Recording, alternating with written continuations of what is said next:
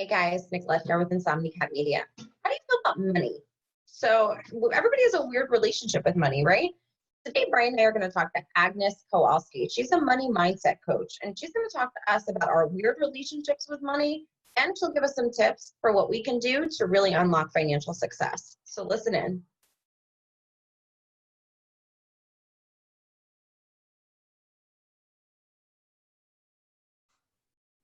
All right. Hi, everybody. I'm Nicolette, and today Bryan and I are with Agnes Kowalski. She is a money mindset coach, and she's here to talk to us about a couple of cool things today. So, Agnes, for those of us who don't know you, can you tell us a little bit about yourself and how you got started on this path? Yeah, absolutely. Thanks so much for having me, guys. So I'm a money mindset coach, and how does a person become something like that? Well, it's probably not the person who grew up with the most money and the most money savvy and with a silver spoon in their mouth. Um, I teach what I had a really hard time learning in this life. So I grew up as an immigrant in Canada. My parents moved here when I was 3 years old, and pretty much had the immigrant experience many people have, which was lower middle class, enough but not enough. No extras, not too much until we got much, much older, and my parents sort of got a little bit more established. But definitely had the scarcity vibe throughout. My parents were children of the war, so that theme, as you can imagine, was kind of traumatic, right? But it was normal for us. That was our normal. So those are the kinds of things that led me into therapy work. So straight out of college, I was like, I want to be a therapist. I want to help people. I want to empower people. So that was the path I started on. And like 20 years ago, coaching wasn't as popular as it is now. 20 years ago, therapy seemed like the more sensible thing to do.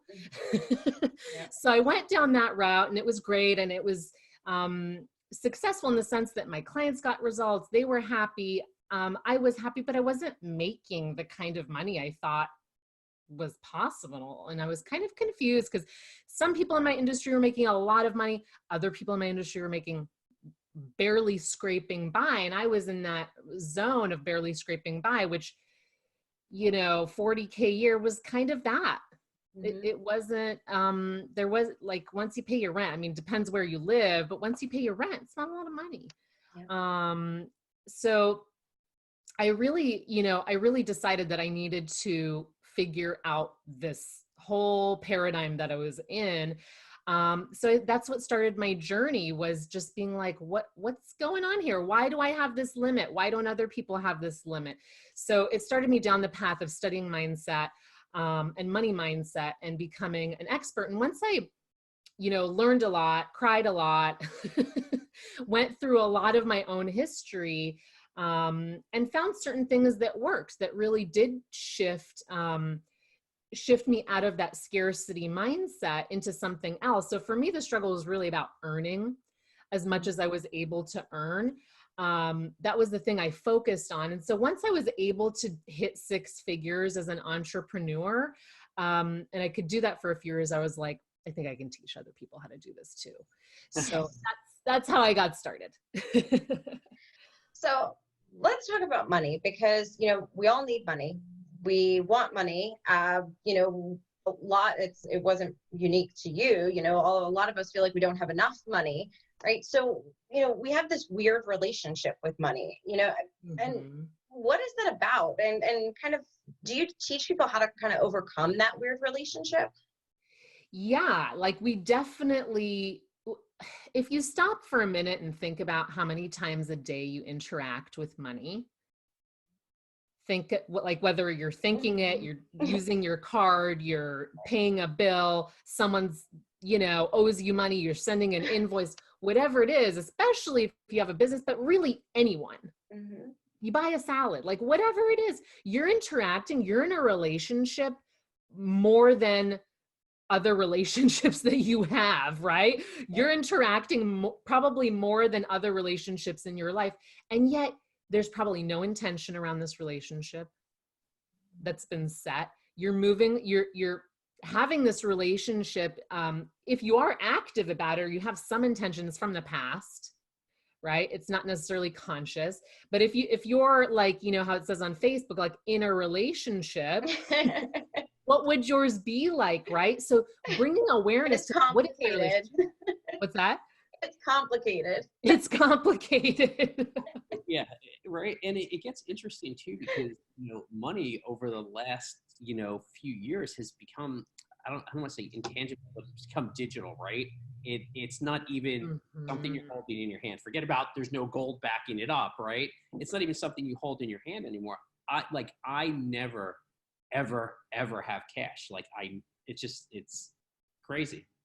100%. You're dealing with like an invisible entity, right? And it makes it even easier to avoid it, ignore it, be in an abusive relationship with it. Like there's all kinds of versions here of this relationship that you could be in, like just living out of trauma, old stories, your parents' stories, keeping up with whoever you socialize with. There's so many variations of this, but bringing awareness that this is a relationship and like, whoa, if I can pause for a minute, I can actually think about, what do I want from this relationship? How do I want this to go? So you talk a lot about how our minds play a big role in preventing us from kind of making the most of that relationship or making the most money. So, you know, what can we do about that? You know? Yeah. So first of all, you want to excavate. You want to do some excavating of what's in the subconscious and like what's happening right now, because you can consciously want to save money, or you can consciously want to earn an extra $20,000. But what's playing out is what's already been established. And your brain, and I'm not a neuroscientist, but your brain is used for category, like it categorizes. That's what it does. It's really not about, like, inspiration doesn't come from your brain. It comes from, you took in new information, right? It's kind of like the way that they talk about famous inventors and scientists, like they worked on the problem, then they went and walked around, right? And they came back and they had some inspiration. So using our mind as the authority on what's the best thing to do is a fairly recent thing, like that we give our brain all this power to know what to do when we, like, there's no reason to. It's just using past information, which is money stories, right? What did I learn when I was 5 when, you know, my hand got slapped out of my mom's wallet, for example, or I stole $20, or I lost this thing that I was bought for me and I can't handle good or nice things. Those things get stored, right? So then when you, sorry, were you going to jump in? No, go. Okay. So those things get stored and then they play out in our conscious life when we're not making choices out of the here and now about it. So that's what I mean about looking at the patterns, right? What I want you to do is look at patterns in your life around money and the choices that you make, because that's where I think you have the most power. Making your mind the authority on what to do, it's just going to regurgitate stuff for you until you clear it out.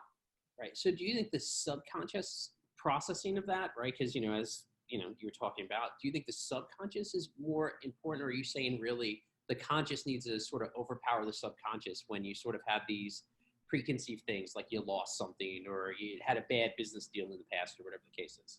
Well, yeah, I think that, you know, subconscious is also like the ego keeping things in place and not making things risky, different, challenging, and it's avoiding pain. So it will make you avoid the bill. It'll make you avoid paying back the money or having the conversation or charging the amount you really think you deserve. So it's going to keep you in a place of not challenging you, right? Not challenging this construct that you have. So yeah, it is playing out. And the way you clear it is you got to excavate. You got to like take stock of what's in there right now. Who is making decisions? Maybe it's my teenager who never got what they wanted and I'm living out of FOMO half the time. So I just, right? which was my story for a long time. It was like, oh, because it was always no. In our house, it was like, no, like my parents had very different values from the Canadian kids that I grew up with. It wasn't about getting the coolest sneakers. Like that wasn't happening. And they were extreme savers. So I went the opposite direction. I was like, I'm not doing that. I got my own money now. I have a credit card now. I can do what I want. And there was a lot of living from that FOMO place, which is a result of like trauma scarcity. Mm-hmm.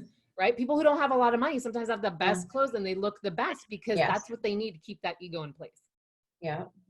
And sometimes, and you bring up a point about from not having to then going to that other extreme, but sometimes it's really people who grew up a certain way and continue those patterns. So, and I look at, I like to look at myself a lot, and someone who didn't want for anything and then sometimes spends out of my means because I think that I still can continue those patterns and I'm now supporting myself. Mom and dad aren't doing that anymore, Yeah. And the pain you're avoiding is, having to tell yourself no or being told no, right? Yeah. Mm-hmm. Can absolutely be the case. It's like, oh, wait, and then, in that process, we learn integrity and we learn, we learn these things when we face ourselves and our money stories that nobody taught us. Nobody sits down and, maybe 1% of the population does, or they just inherit really good stories. But oftentimes, even if you did have a abundant upbringing, it leaves you with other stuff but maybe they weren't business owners and maybe they didn't show you what it looked like on the back end and what actually it took to make that money, right? So there's so many different blocks that can come up there, but if we're paying attention to the patterns, then that gives us a little bit of separation between us and that subconscious and conscious mind just reacting. That's really interesting, I guess. So you also bring up this concept of prospering authentically. And that really, it caught me because I was like, what does that mean? How do you prosper authentically as opposed to what? Well, to me, prospering authentically is about prospering from who you are right now today. And we do live in this very digital, you present what you want culture, right? You present what you want all over your social. It's how you interact with people now. And people are often prospering from a really hard workplace, they're killing themselves doing it. To me, that's not authentic. To me, it's like being who you are, being paid for who you are and doing what you love. That's authentic. Who you are right now, not who you're going to be 20 years from now, not who you're becoming, but who you are right now. You need to be able to make money from this without any more certifications, without the highest end client, without kind of all your dreams and desires. You need to be able to prosper from this moment. Right. So that's what it means to me. That's really cool. Actually, that's a really cool concept. And on that note, then how do you help people kind of prosper authentically? What are the steps that people need to take there? Yeah, there's so much that you can do before you even step into working somebody with me, like me. Because so much of this work is self-work, right? It's work that only you can do. Of course, people who work with me one-on-one want it faster, right? They want to those blocks and patterns fast because, they want to get there faster. So that's the advantage of working with someone is you get that custom experience. But look at your money stories, right? Tapping into Wealth by Margaret Lynch is a great story, is a great book. Even if you don't do the tapping thing, if you don't do EFT tapping, she takes you through chapter by chapter, all the possible money stories, money traumas, financial mistakes, to be aware of what am I holding and what baggage am I bringing into today about in my relationship to money. So I work with people on that in my course as well, how to clear all that baggage stuff and start with a clean slate and have this new relationship that you get to create from the person you're being right now that you want to be. So we look at, when I work one-on-one, we look at the energetics, how do you, and I'll give you a snippet of that, which is, what does it feel like when you make a purchase? What is that experience like? Are you present? Are you there? Did you leave the room? Are you freaking out? Are you thinking, like, what's the experience of looking at your bank account? What's the experience when you send the invoice? Is your heart palpitating? Is it way too high? What about when you owe money? What's the experience there? So the energetics really is what's really the content of that relationship, is what's going on energetically everywhere.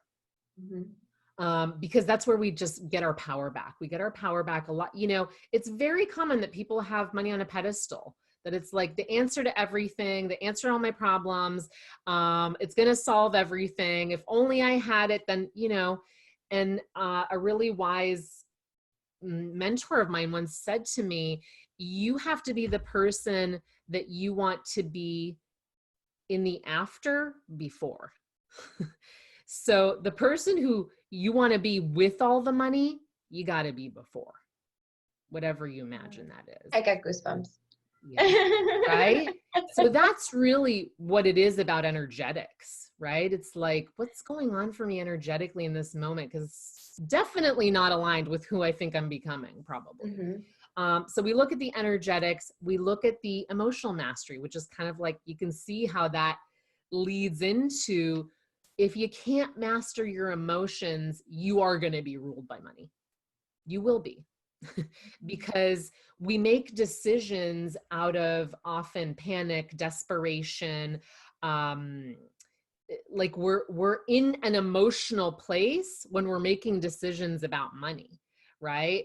And that is something you got to master, so that you're not ruled by it, so that you're not going to give away your power, so that, you know, like nothing is going to mess with my internal, right? It's just a choice. Right. I know in some of your videos you talk about like those three pieces, like clarity, honesty, and commitment, right? And is that sort of, you know, what you just spoke about is really you being honest with yourself, you know? 100%, right? There's like, as we mature in our relationships with ourselves and our relationship with money, we have to take on more and more integrity. Like it's essential to our self-respect, and it's essential to our self-worth. So that's a really big piece, and it happens at every level. There's people that I coach that are 7-figure business owners who have to become more accountable and have more integrity with themselves. And they thought they did, right? It happens at every level. At every level, there's an opportunity to do that, to get honest, like really radically honest, like what's going on here?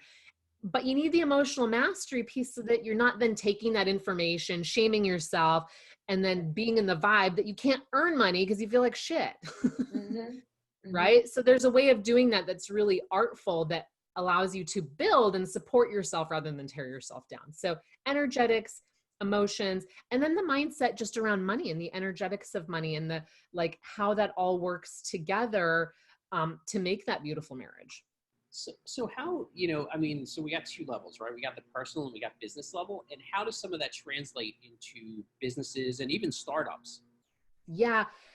You know, to me, everything translates into energetics. So when you buy an Apple product, this has an energy to it. Yep. I agree. This brand has an energy to it. It makes people feel luxury, even if it's not a luxurious product. Like, even if it's not like, maybe it's not like, maybe it's like a very cheap product actually, that they're able to sell it for $1,000. Maybe it costs them $100 to make, right? So to me, with startups, with businesses, they all have energy. There's a reason people buy that's beyond solving a problem. There's lots of phones that solve problems. Why do you want the iPhone? Right? So to me, there's very much like, this is so important, especially in this like invisible age of, you know, spending, that people really feel into like, what's the energy of that? And like, study yourself. Like, what do I buy and why do I buy that? Like, what's the energy behind this product or this company or this business? And you as a business owner really need to think about that. Like, what are the energetics that I'm talking about? Like and what I mean by that is like, don't even get complicated about what I mean about energy. Just like, what's the vibe? What's the vibe of the iPhone? What's the vibe of the last thing you bought? Right. Why'd you buy it? Maybe you just bought a toothbrush because you need a toothbrush. Why'd you buy that? Right? Sometimes a cigar is just a cigar. But even in that, I mean, people do get very mired down in, simple things like you talk about brands. Think about Kleenex. It's tissue, right? It's any tissue, but it's that association. And I'm using a very basic level, not a luxurious one. But people get mired down in, I need this brand, and they become brand loyal or, representative of, like you said, like luxury or some of those other pieces, because it becomes associated with that brand for whatever reason, Yeah. 100%. 100%. And I think a next level to entrepreneurship is like, everyone is a leader. I don't care if you're selling, ices on the street. Mm-hmm. Why are they coming to your icy shop? Right. Mm-hmm. It's your vibe, right? It's like, if you have a business, you are a leader and you got to take responsibility for what is the vibe that you're selling. Not like just the content is important, and that your product gets results is important, but people are coming to have an experience. Ultimately, that's what we're doing here. Mm-hmm. Yeah. And we see that a lot in how you sort of tell your story, right? How you tell your story as a company.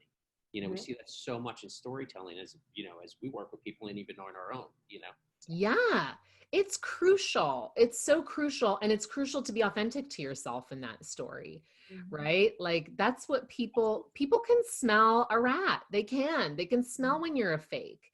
I never pitch a 7-figure client that I make 7 figures. I don't. I can't pitch them on that. All I have to pitch them is my energy. I'm like, I know how to solve your problem. It has nothing to do with how much money I make. Now, someone who I'm marketing to that's not made 6 figures or multiple 6 figures, I can then say, I know how to do that. Right? It's about just really owning where you're at, which can be hard and scary. It can feel like it's not enough, right? Well, that's back to point 2, being honest with yourself, right? About where you are and having clarity of so. Yeah, exactly. So, Agnes, I'm not going to close it at the end. I do want to ask you for some financial tips, but before we get there, you were quoted in a Market Watch article saying that millennials are delusional about how much money they are able to save and how much they will be able to earn. So, what is your advice for I guess I fall into the millennial generation, although I don't quite align with the millennial values. But what is your advice for us millennials and Gen Xers? What would you tell them as they're young and just getting started with their money sickness? Well, here's the thing. I think there's an absolute upside to being delusional about money, especially in how much you think you can earn, because those are the dreamers. And the Gen Xers and beyond, further back than them, are too practical, right? They were scared to dream, refused to dream. It's not like practical enough. But I actually think millennials are making careers for themselves in ways that nobody before them was able to, or very few, right? Where it's like commonplace that people make money being Instagram influencers. Like, that's normal. So what could Gen Z do? I mean, for that matter, that's going to be crazy.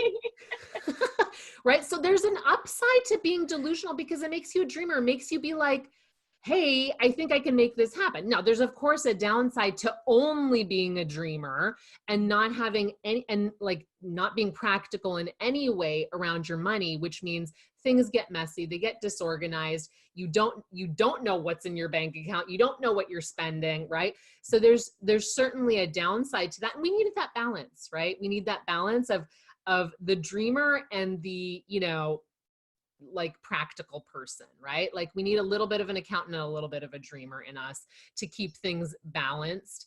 But I love that about millennials, right? I love that they are like, oh, I can just they treat it as a job, and they're on that freaking IG like 8 hours a day. But once they land that $20,000 contract, they're like, whatever, it was so worth it. And I did it. And I don't have any special skills. I don't maybe have any special education. Like, talk about energetic sales. They're nailing it. It's true. Oh, that's hysterical. So, can you give us a few tips on how we can prepare for financial success? Yeah. So you want to bring awareness to every interaction you have with money. Just pay attention. One of the simplest exercises that's part of my course is just to take out a bill, like if you can find one. Bryan, I know you don't have any cash.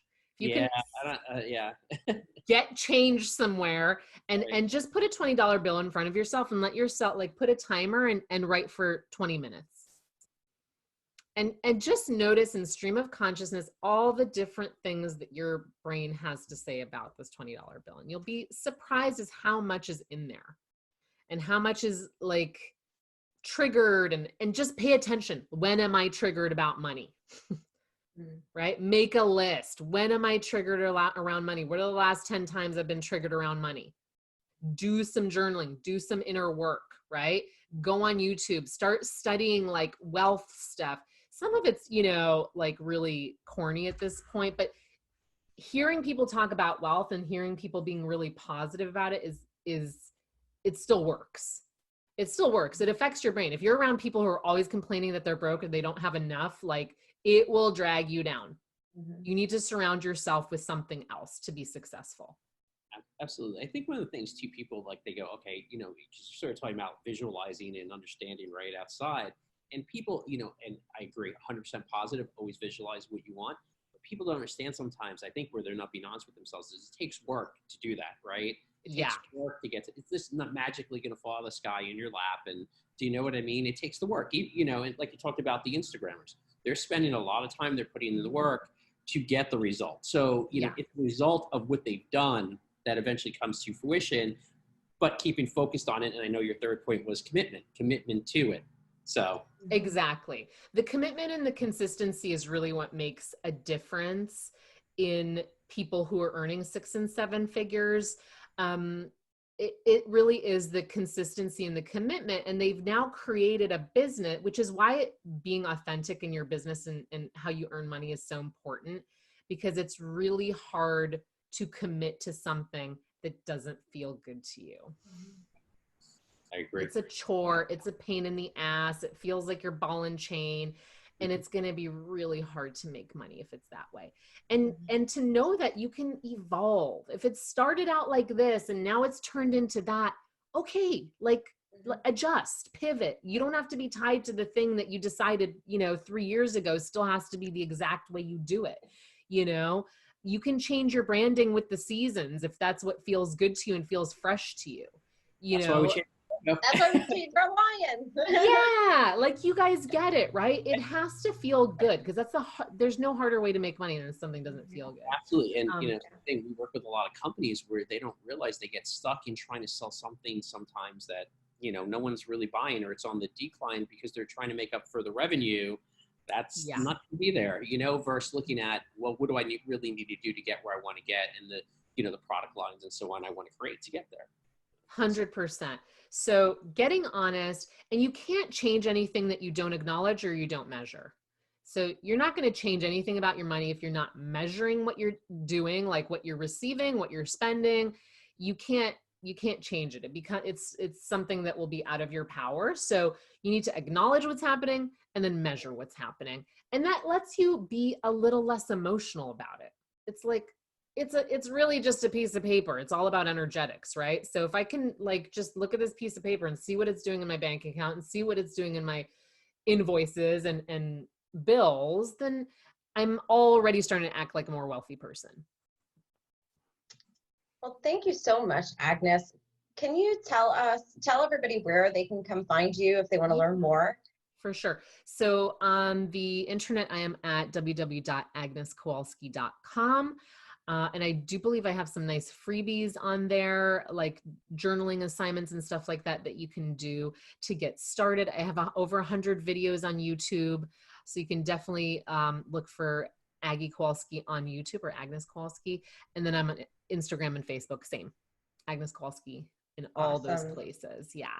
Awesome. Thank you so much for joining us. You gave me a lot of goosebumps today. So thank you Yay! So much. Mission accomplished. We really, really appreciate it. Thank you so much. You guys are amazing hosts.